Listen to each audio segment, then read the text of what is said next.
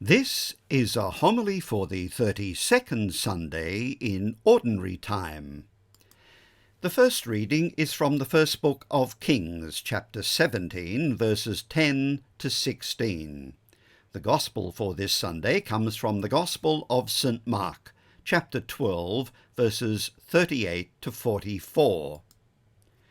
To download the text of this homily as a PDF file, go to my website, which can be found at sundayhomilies.au. Today's Gospel is set in the Tuesday of what we now call Holy Week, the final week in the life of Jesus. Jesus and his disciples have come to Jerusalem for the feast of Passover. Mark's Gospel gives us a day-by-day account of the final week in the life of Jesus. On the Sunday, the day that we now call Palm or Passion Sunday, Jesus triumphantly entered the holy city, and the people cried out, "Hosanna! Blessed is he who is coming in the name of the Lord. Blessed is the coming kingdom of David our father. Hosanna in the highest heavens." Jesus and his disciples then returned to Bethany for the night, a distance of about 3.2 kilometers from Jerusalem. The following day, Jesus returned to Jerusalem and went to the temple. There he cast out the money changers and those selling animals for sacrifice. He tells them, "Does not Scripture say, 'My house will be called a house of prayer for all peoples,' but you have turned it into a bandit's den?" Jesus then leaves the city, presumably returning to Bethany. We know from John's Gospel that Lazarus and his sisters Martha and Mary lived in Bethany, so he may have stayed with them. On Tuesday, Jesus returns to the temple, and there he is confronted by the chief priests and elders of the people. Although Mark doesn't tell us where precisely in the temple this encounter takes place, the most likely place is the Portico of Solomon. The Portico of Solomon was a long colonnade located on the eastern side of the temple's outer court. In chapter 10 of John's Gospel, we're told that Jesus was walking up and down the Portico of Solomon, and the Acts of the Apostles tell us that it was the place where the Apostles Peter and John spoke to the people. So Jesus is challenged by the chief priests, scribes, and elders. "By what authority do you do these things?" Jesus tells them that he will tell them by what authority he acted if they will first answer a question of his. John's baptism, was it from heaven or was it of human origin? This question places the temple authorities in somewhat of a dilemma. They discuss among themselves, if we say from heaven, he will say, then why did you not believe him? If we say of human origin, they were afraid of the popular reaction because John was regarded as a prophet. So they answer, "We do not know." And Jesus says to them, "Neither will I tell you by what authority I do these things." Jesus then tells the parable of the wicked tenants. He is then approached by the Pharisees and Herodians who ask, "Is it permissible to pay taxes to Caesar or not?" The Sadducees then pose a question about the resurrection of the dead. Then a scribe approached Jesus with the question, "Which is the first of all the commandments?" As we heard last Sunday, Jesus responded to this question by taking one verse from the book of Deuteronomy and another verse from the book of Leviticus. This is the first. "Listen, Israel, the Lord our God is the one Lord, and you shall love the Lord your God with all your heart and with all your soul, with all your mind and with all your strength." The second is this, "You shall love your neighbor as yourself." there is no commandment greater than these." After this encounter, Mark tells us that no one dared to question him any more. Jesus continues to teach, and we're told that the large crowd listened to him with delight. As Jesus teaches in the temple, he condemns the scribes. I pointed out last week that our English word scribe is a translation of the Greek word grammatius. In Hebrew, it is sopharim. New Testament scholar Joel Marcus tells us this about the role of a scribe. The term is used in a variety of related senses in Greek, corresponding in some ways to the range in meaning of the English word secretary, which can denote everything from a typist to a high government official. In Greek, analogously, a scribe may be a copyist, a government official in charge of records, an official with responsibility for enforcing the law, or a sage or teacher who interprets the law. The last is the word's sense in Mark. In general, we could say that the scribes are Torah scholars, learned guides of the community and guardians of the tradition. Mark's Gospel presents them as a unified political group because, for him, what unites them is their opposition to Jesus. However, in view of the sympathetic encounter with the scribe in last Sunday's Gospel, the blanket condemnation of scribes in today's Gospel is a little surprising. New Testament scholar Brendan Byrne offers this explanation. The scribes, along with the chief priests and elders of the people, represented the apex of the religious leadership now bent on his destruction. In a society in which the law of Moses regulated all aspects of life, their legal expertise gave them great power, prestige, and influence over others. It is as representative figures in this sense that they become targets of Jesus' critique. Jesus singles out, firstly, the scribes' preoccupation with the trappings of office, the robes they wear, the greetings they receive. They're taking choice seats in the synagogue and enjoying places of honour at banquets. Beware of the scribes who like to walk about in long robes, to be greeted obsequiously in the market squares, to take the front seats in the synagogues and the places of honour at banquets. But then, in the words of Joel Marcus, Jesus rips off the scribe's mask of respectability to reveal the brutal, even demonic reality underneath. These are the men who swallow the property of widows while making a show of lengthy prayers. Joel Marcus offers this reflection.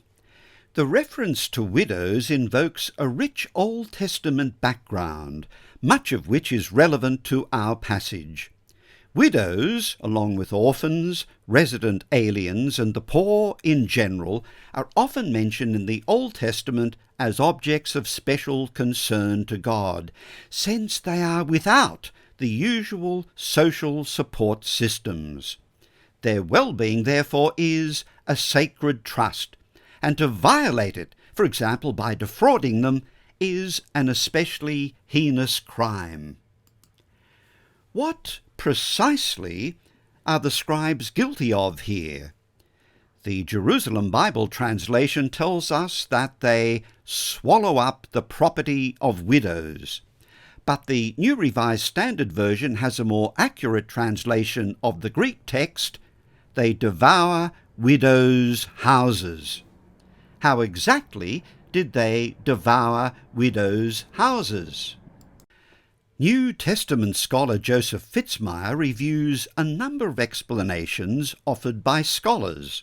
Firstly, scribes accepted payment for legal aid to widows even though such payment was forbidden. Secondly, scribes cheated widows of what was rightly theirs. As lawyers, they were acting as guardians appointed by a husband's will to care for the widow's estate. Thirdly, they sponged on the hospitality of these women of limited means. Fourthly, they were guilty of mismanaging the property of widows. Fifthly, scribes took large sums of money from credulous old women as a reward for the prolonged prayer which they professed to make on their behalf. Finally, scribes took the houses as pledges for debts which could not be paid. Fitzmyer acknowledges that there is no explanation in the text itself, and any of the foregoing explanations might be valid. However, he opts for the second explanation. The scribes act fraudulently in their role as probate lawyers by cheating widows out of what was rightly theirs. Fitzmyer offers us this summary. Jesus warns his disciples against imitating the scribes' fondness for long robes, for greetings of respect from the populace in the marketplaces, for seats of honour in the synagogues, and for first places at banquets.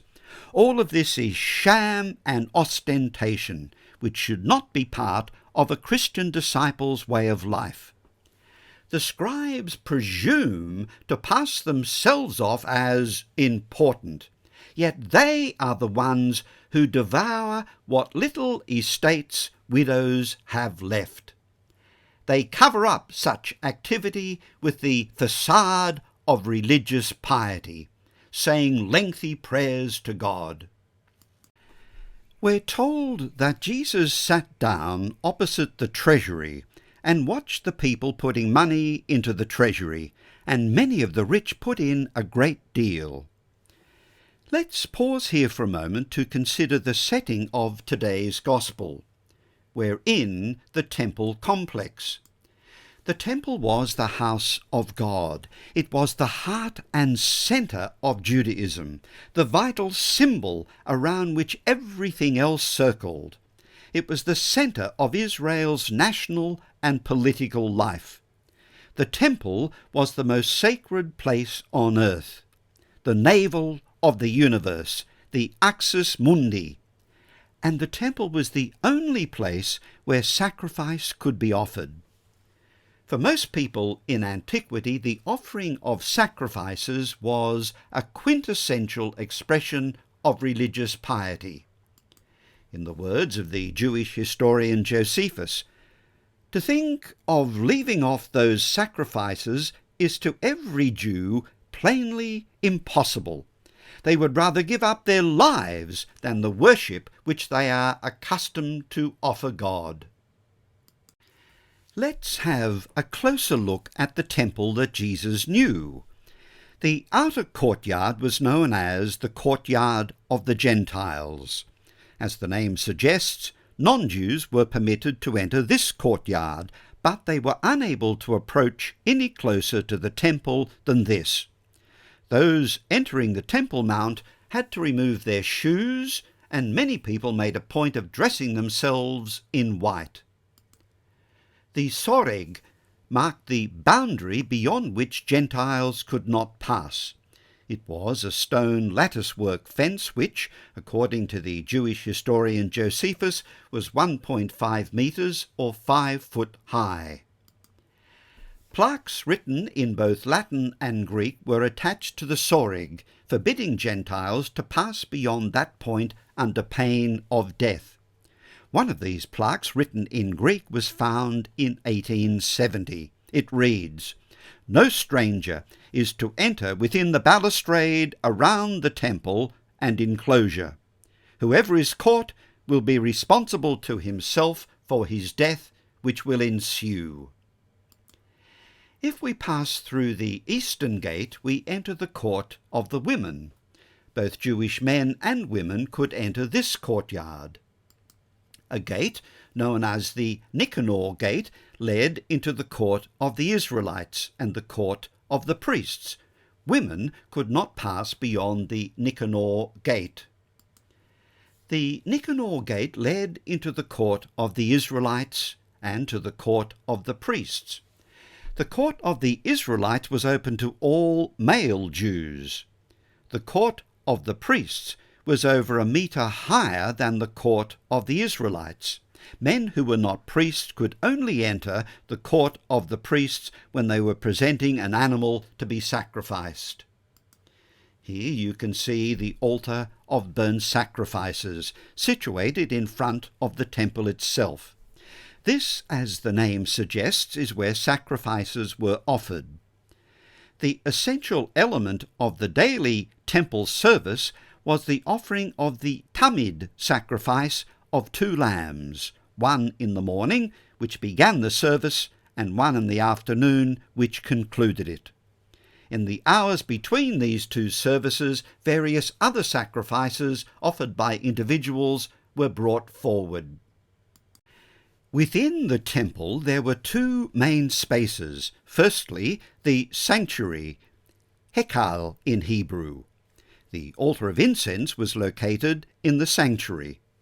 In chapter 1 of Luke's Gospel, we're told that Zechariah was offering incense here when the angel Gabriel appeared to him and told him that he and his wife Elizabeth will have a child whom they are to name John. The most sacred part of the temple, Kadosh HaKodoshim, the Holy of Holies, was separated from the sanctuary by 2 curtains. The only person permitted to enter the Holy of Holies was the high priest, and then on only one day of the year, the Day of Atonement, Yom Kippur. In Greek, the temple proper was known as naos, and the outer court of the temple as hieron. This diagram gives you a simplified overview of the temple layout. Solomon's porch, as we've seen, was a long colonnade located on the eastern side of the temple's outer court. This is quite possibly where Jesus encountered the chief priests and elders, the Pharisees and Herodians, and the Sadducees. So where is today's gospel set? Mark tells us that Jesus sat down opposite the treasury and watched the people putting money into the treasury. The term treasury normally referred to the treasury storerooms which lay behind the walls of the inner court, and therefore were not accessible to lay people. We are almost certainly in the courtyard of the women. Jesus sees a poor widow donating 2 small coins. This illustration gives us a fairly good idea of what the courtyard of the women looked like. The large closed door was known as the Nicanor gate. In the Acts of the Apostles, it is referred to as the beautiful gate of the temple. From the courtyard of the women you ascended 15 steps to pass through the Nicanor gate and enter into the court of the Israelites and the court of the priests. Along the walls of the courtyard of the women were 13 trumpet-shaped offering boxes, known therefore as the trumpets. Each of them was labelled for a special purpose. For instance, yearly taxes, or to buy coin or wine or oil for the sacrifices. Given that we're in the week leading up to Passover and tens of thousands of pilgrims were in Jerusalem for the celebration, there would have been many people making offerings in the temple at this time of the year. Given the public character of the contributions and the noise that coins would have made when tossed into the trumpet-shaped receptacles, Mark seems to be linking the self-promotion of the scribes with the actions of the rich in making their donations. Jesus sees a poor widow place 2 small coins into the receptacle. The Greek word used in this Gospel passage is lepton, or lepta in the plural. Lepton was the smallest monetary denomination in circulation. So the Australian equivalent of 2 lepta would be 2 5-cent pieces. The New Revised Standard Version and the Revised New Jerusalem Bible both say that the widow gave all she had to live on. The New American Bible has her whole livelihood. The Greek text is a little more nuanced. The Greek text has holon ton bion autes. The Greek word bios means life, and it gives us the English word biology. Depending on the context, it can also mean livelihood, and that is how the New Revised Standard Version, the Revised New Jerusalem Bible, and the New American Bible have translated it. But it can also be translated as her whole life. So there's a double meaning here. It may simply mean that she has given up all that she had to live on. But it can also mean she gave her life. It's not a matter of choosing one translation over the other. The double meaning is intended. This widow, by giving up all she had to live on, has given her very life. Keep in mind everything that Jesus has already said about the cost of discipleship. Nothing must be an obstacle to discipleship. He told his disciples to cut off their hand or foot if it should cause them to stumble. They should tear out their eye if it should cause them to stumble. At this point in the Gospel story, on the Tuesday of Holy Week, this widow foreshadows the fate of Jesus himself. She gives her whole life, just as Jesus himself will give his whole life. The first reading chosen for today's Mass comes from the first book of the Kings, and it complements the Gospel because it too tells the story of a widow. It's the story about the prophet Elijah meeting a widow in a town called Sidon. Sidon is located in the country that today we know as Lebanon. So this woman was not Jewish. When Elijah reached the gate of the city, he saw a widow gathering sticks to make a fire in her oven. It was a time of severe drought. Being a widow, this woman was one of the most vulnerable members of society. She and her son were nearing starvation. The prophet Elijah appears on the scene and asks the widow for some water to drink. As she sets off to bring him the water, he calls after her, "Please, bring along a piece of bread for me." But she replies, "I have no baked bread. I have only a handful of flour in a jar and a little oil in a jug. I am just gathering a stick or two to go and prepare this for myself and my son to eat, and then we shall die." They were literally on starvation rations during this period of severe drought. But Elijah replies, "Don't be afraid. First make a cake for me, then make something for yourself and your son."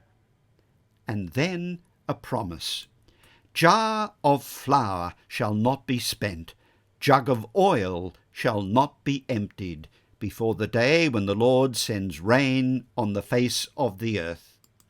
In other words, your flour and oil will not run out until the drought ends. And so it happened, as the Lord had promised through the prophet. Like the widow in the temple, this widow in Sidon offered all she had to feed the prophet Elijah. 2 women, 2 widows, and from the little they had, they gave all they had. What a stark contrast to the rich man who approached Jesus earlier in Mark's Gospel, asking what he must do to inherit eternal life. When Jesus tells him to keep the commandments, he can quite honestly say that he has kept them all since his youth. Jesus then tells him, "Go sell what you own and give the money to the poor, and you will have treasure in heaven. Then come, follow me." We're told that he was shocked at these words and went away grieving, for he had many possessions. He retained his wealth and the security that it represented, but in place of the joy and freedom he might have known in loving companionship with Jesus, he has the sadness of knowing he is trapped. He remains a captive who balked at the prospect of freedom. If I were to diagnose my relationship with God, what questions might I ask? Do I pray and attend Mass regularly? Am I an honest person? Do I live chastely? Am I a good and faithful spouse and parent? Do I help others who are in need? The list could go on and on.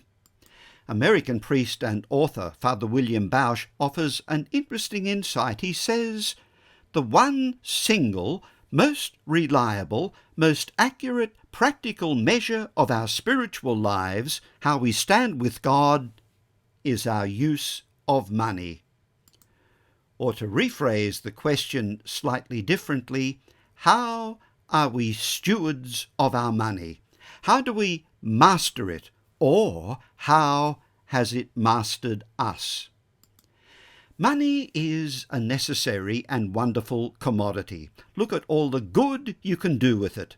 But money is a two-edged sword, and we must acknowledge its seductive power. The power of money to pull us into blindness, not seeing the poor.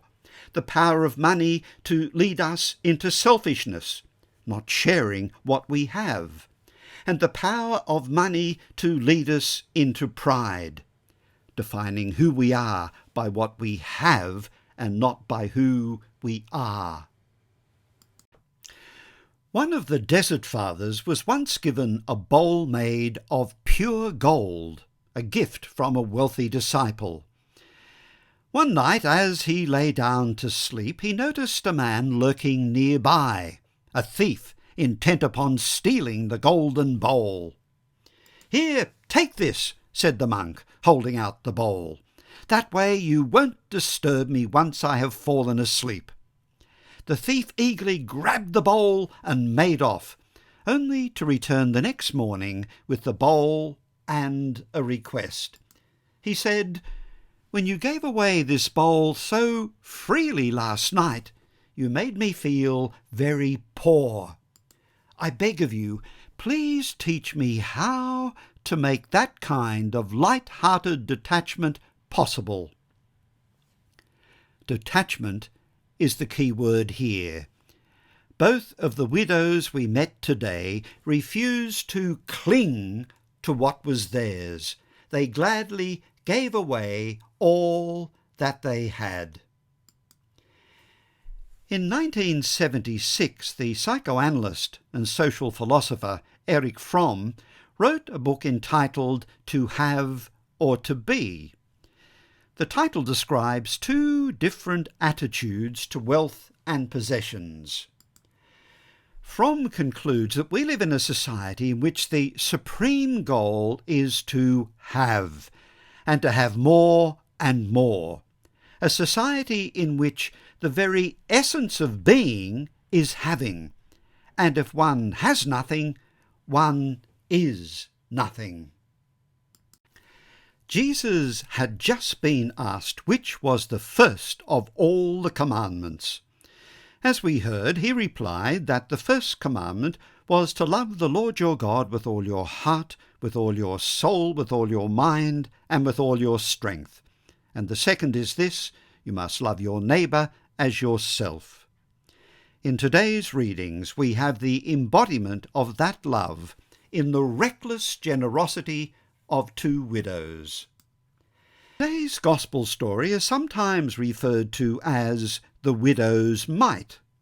A mite was the smallest copper coin used in England in 1611, when the King James Version of the Bible was produced. But this Gospel story is not about the mite, about the amount she gave.